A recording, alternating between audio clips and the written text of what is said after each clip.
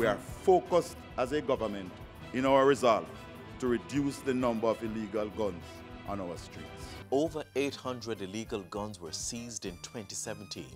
The Ministry of National Security made other major dents in the criminal network. You can hear all about it in our review of their operations last year. It's coming up in today's show.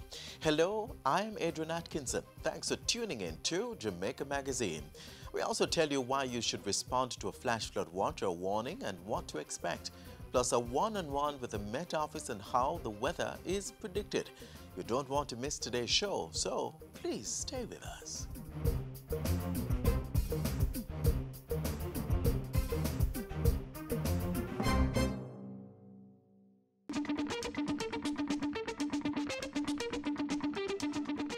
With our crime problem, swift and predictable justice can be the most powerful deterrent to crime.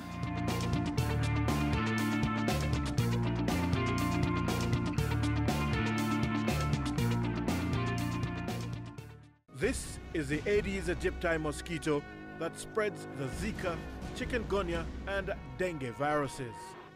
Protect yourself from the bite of this mosquito. A message from the Ministry of Health.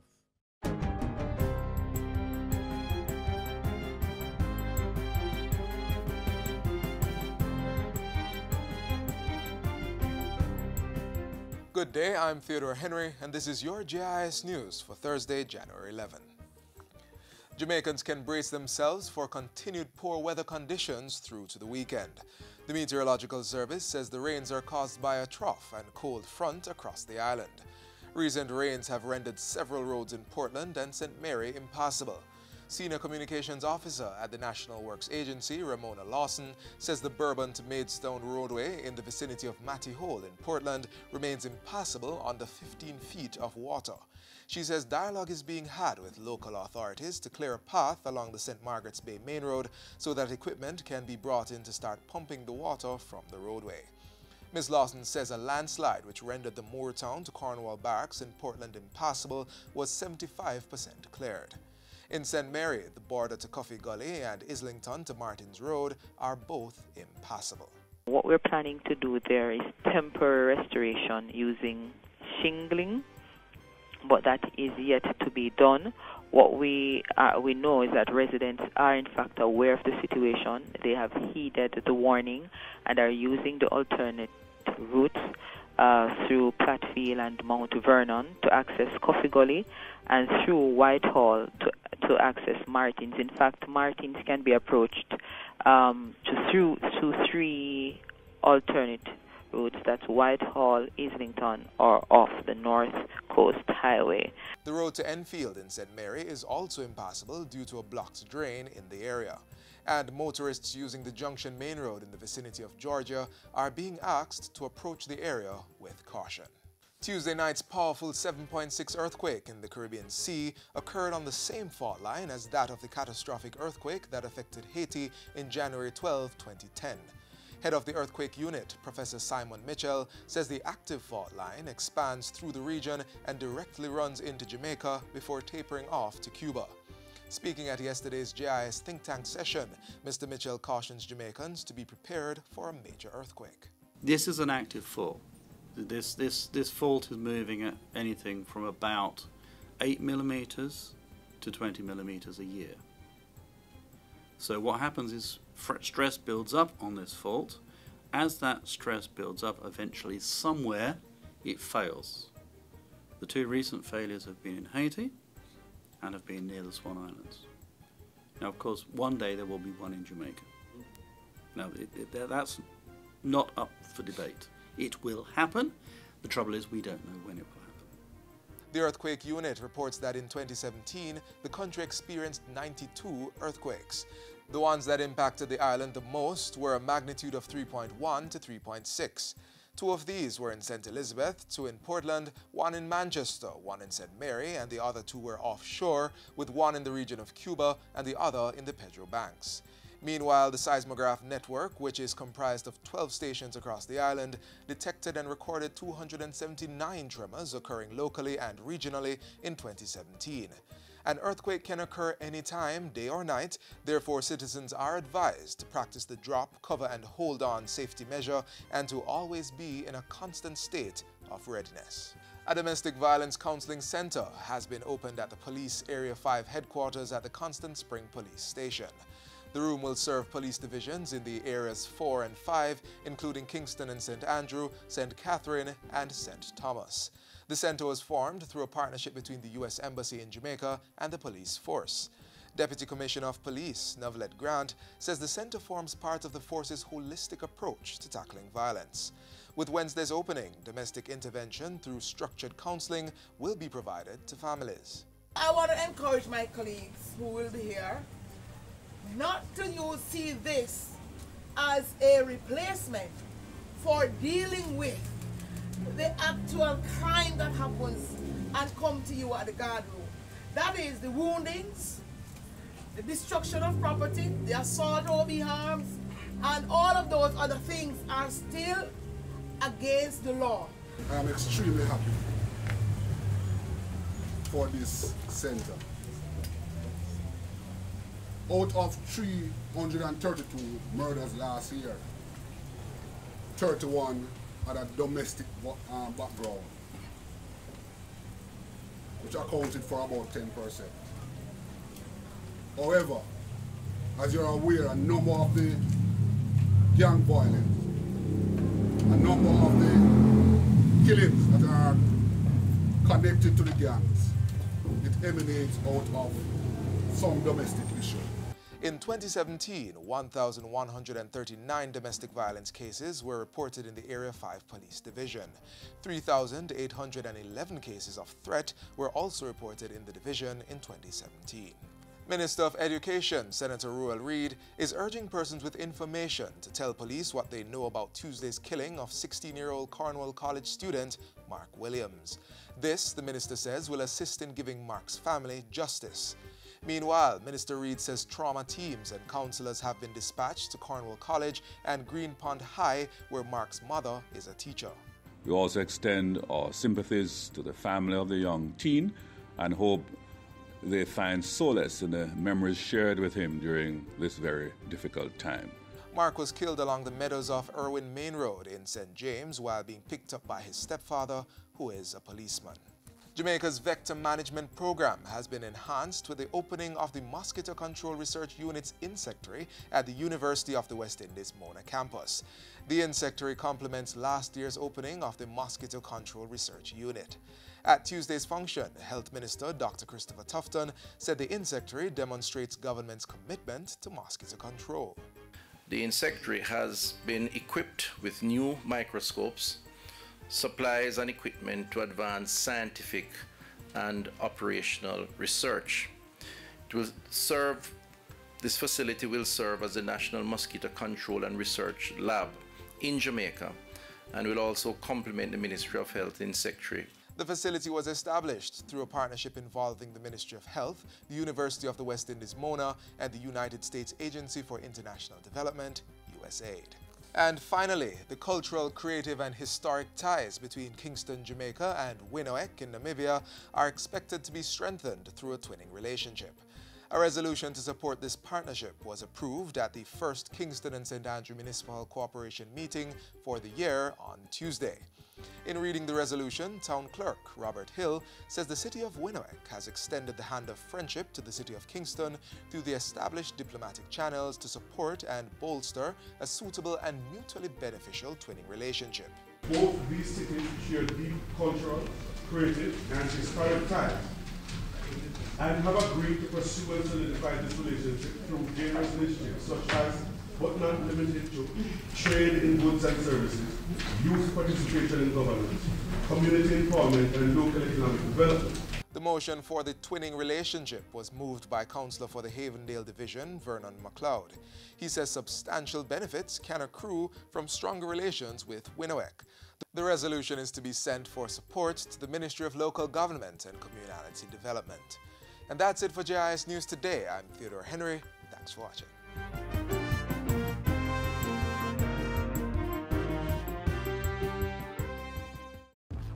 Anonymously report allegations of corruption, bribery, fraud, or acts of malfeasance. Help the Revenue Protection Division, RPD, secure the government's revenue.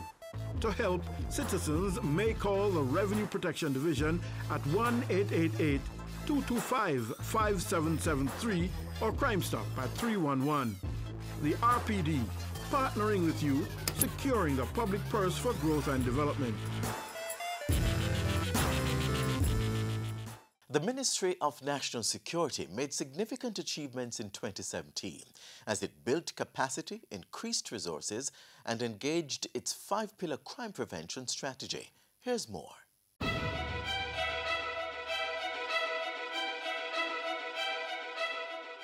The agenda was made clear from the start of the 2017 calendar year. It is the year when changes are going to come. It is the year when we are going to confront some things. We're going to disrupt the criminal forces. We're going to get a new commissioner. My tenure as Commissioner of Police will be characterized by the valiant fight against corruption. We're going to be taking 200 more motor vehicles into the force. We're going to be expanding the CCTV network. We're going to be investing heavily into the intelligence network. We are working as hard as we can to put in place the resources so that the police can do their job. We are moving this year to expand and improve the police training college.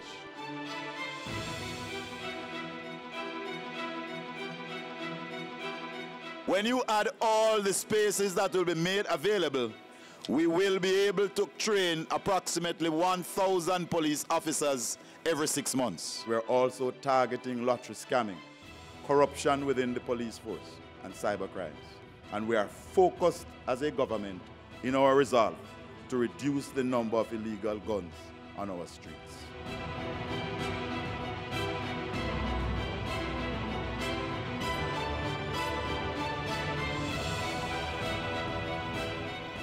We are determined as a government to reduce the amount of illegal guns on the streets and to lock down the gunmen, trader, and renter of firearms. Resources were also made available in 2017 to tackle transnational crime. We will continue to equip the Coast Guard, and we will give them the resources that is needed to effectively patrol and monitor our maritime space. Meanwhile, 40 Jamaica Constabulary Force JCF members received training in counterterrorism management, and 200 pastors and peer counselors attached to the JCF were trained in domestic violence intervention. Also in 2017, technological apps were introduced to streamline efficiency within the JCF, and police stations repaired to improve working conditions. With the capacity building, by July, the country recorded a 5% reduction in 5 major crimes. Murder and shooting remained areas of concern, which led the government to declare zones of special operations in hotspot areas of Montego Bay and Kingston.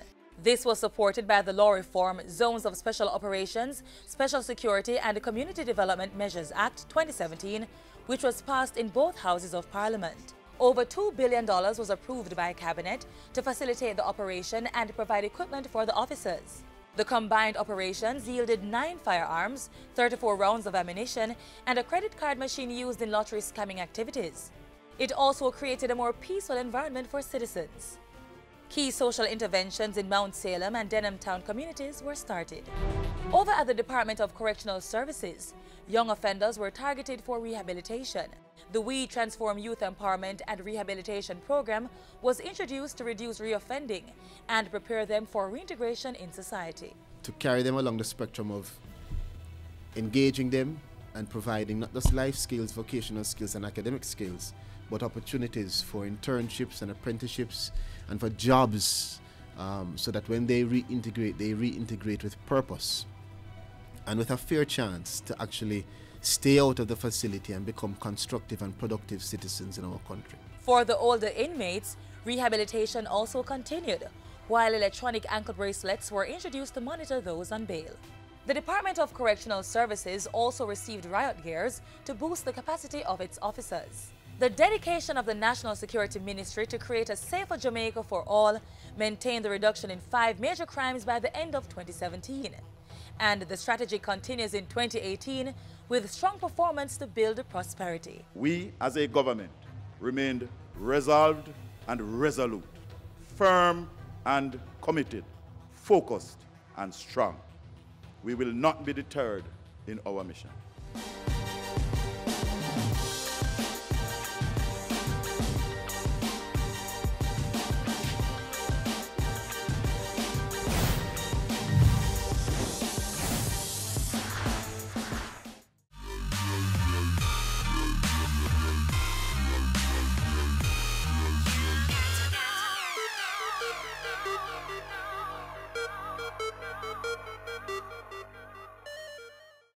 In light of recent rains being experienced across the island, the Met Office has been issuing flash flood watches and warnings so that persons can take the necessary precautionary measures. But what should you expect? Here's the answer.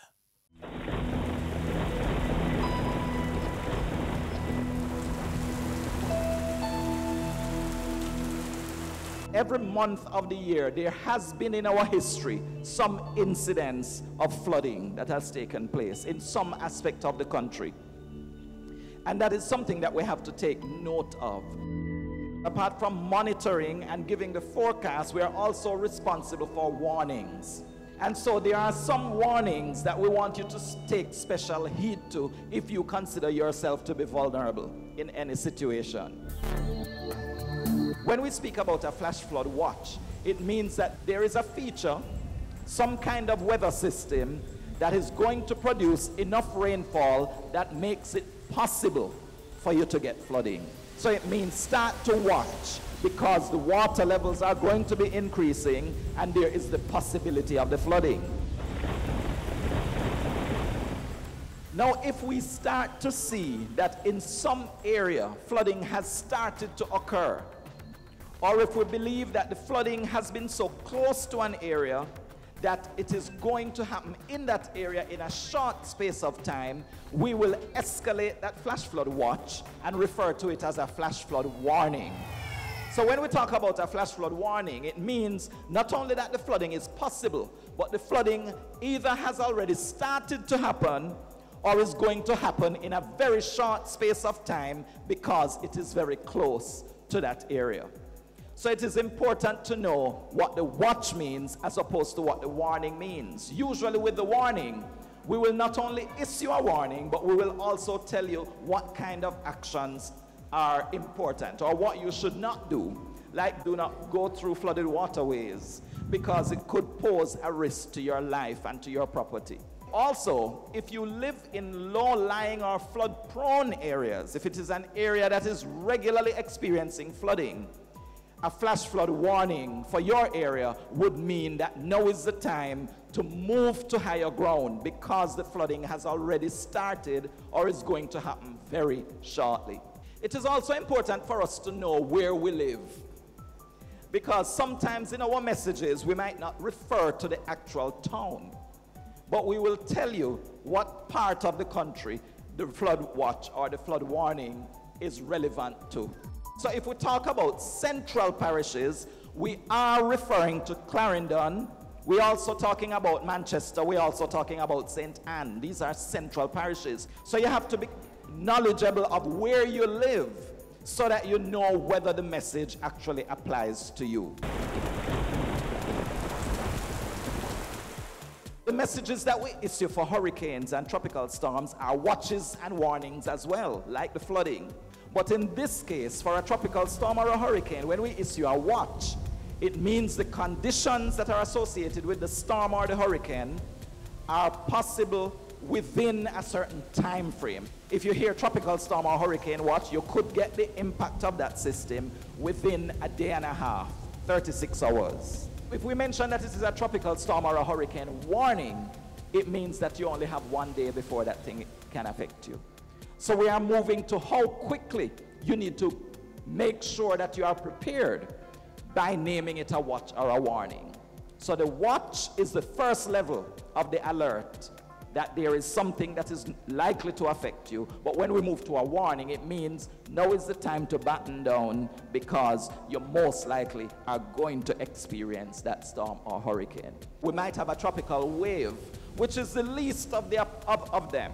in that it can still cause a lot of rain and it can still cause flooding and devastation, but it will not have very strong winds associated with it. But then there is the tropical depression that is a little stronger, because now you have winds that are moving with it, gusty winds, and it also has a lot of rainfall. Then you have tropical storms, which is a more severe kind of tropical depression because the winds are even stronger. And then if it gets even stronger, it could become a hurricane. So it's important that you have your radio and that your radio is battery controlled, not dependent on electricity, so that you can hear the warning messages that come from the meteorological service. Also bear in mind that if you dial 116, you will be able to hear the latest message coming out of the meteorological service related to any warnings. We cannot stop paying attention. We cannot let down our guard. You have to prepare yourself and stay prepared until we are out of the threat.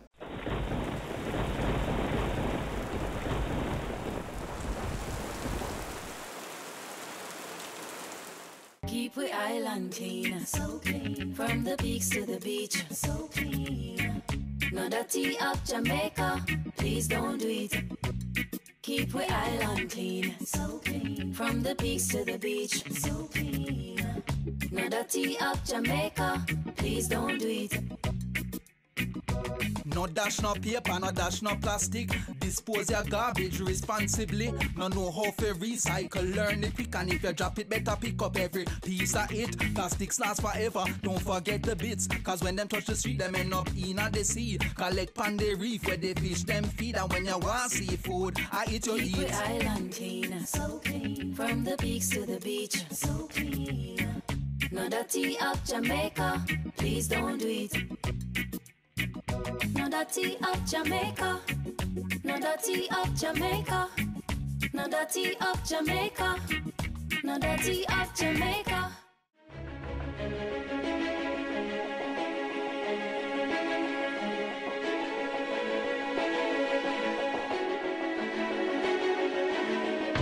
Developmental planning must precede construction. Risk analysis must inform all our actions. Codes must be adhered to.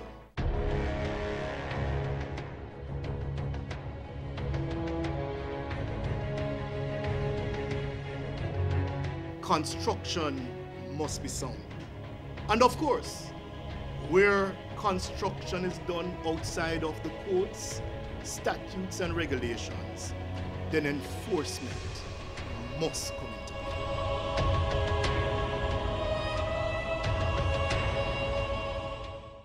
Up next, we continue our conversation with the Meteorological Service of Jamaica on the technology they use to predict the weather.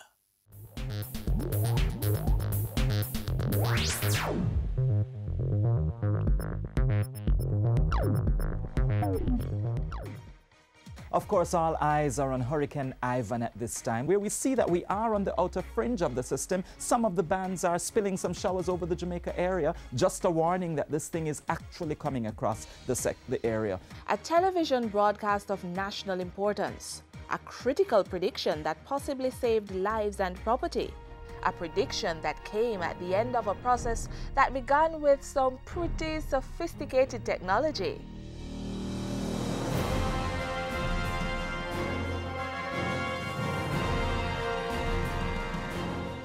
Weather forecasting is trying to determine the changes in the atmosphere. Several methods are applied to gather weather data, from simple observation. It's critical to assess the clouds because the cloud is one of the most important elements of determining a forecast. To the use of satellites, radars, buoys, and weather aircraft. Forecasters from around the world share information generated by advanced computer software and remote sensing equipment, such as this automatic weather station. Working together, data is synchronized or matched, making it possible to predict the weather from virtually anywhere in the world.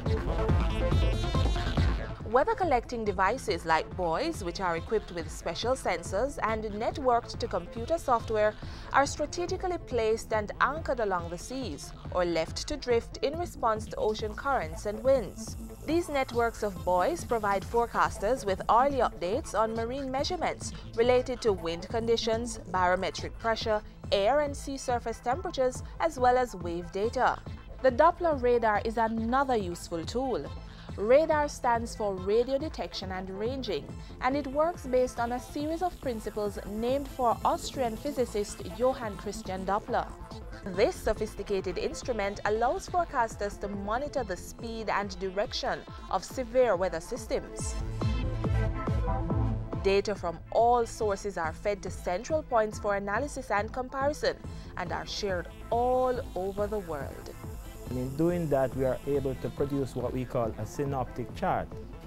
In producing this chart, it gives us a picture of what is happening across Jamaica and the region. Region here meaning the Caribbean area. After we do that, then we also look at what we call weather prediction models. These models enable us to determine what is going to happen in the future. What we do with the model is that we make an analysis of the model and we make a comparison between the model forecast and what we had done on the synoptic chart. At this stage, a determination can be made as to what will happen over the next 12 to 24 hours with an outlook for up to 5 days. In looking at the information, then we determine what the features are and what the influence of these features would be across Jamaica, which would indicate if the day is going to be cloudy, if it's going to be fair, or we expect showers, thunderstorm, or a very windy day. From the more urgent situations, such as an approaching hurricane, to the less crucial, like where to go for a sunny vacation, news on the weather is always useful. And very important for fishermen and others who must navigate the seas for a living. We also issue marine products, so persons who are going out to sea would know what the conditions would be across the seas. We have aviation products that are issued specifically to aviation users that would enable them to make a safe flight. This is a live feed from the runway. So all the information that is displayed here is what's happening currently on the runway, and this is what is critical to all the airlines. Information on climatic conditions is also provided to farmers and persons in construction, as well as those doing research on the environment.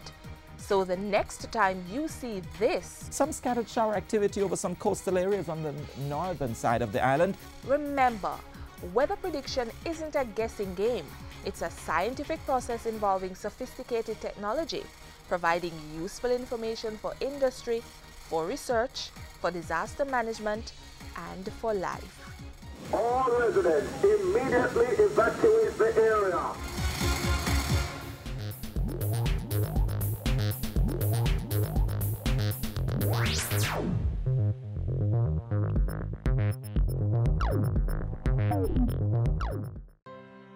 The funeral for Deputy Chief Executive Officer of the Jamaica Information Service, Ian Boyne, will be held on Sunday, January 14.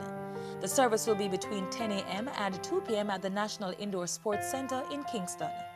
Persons may view the body prior to the start of the service from 8:30 a.m. to 10 a.m. His body will be interred at the Dovecote Memorial Park in St. Catherine. Members of the public are invited to join in the celebration of the life of the veteran journalist. And for those who can't be in attendance, the service will be streamed live on the JIS Facebook page and broadcast live on JNN.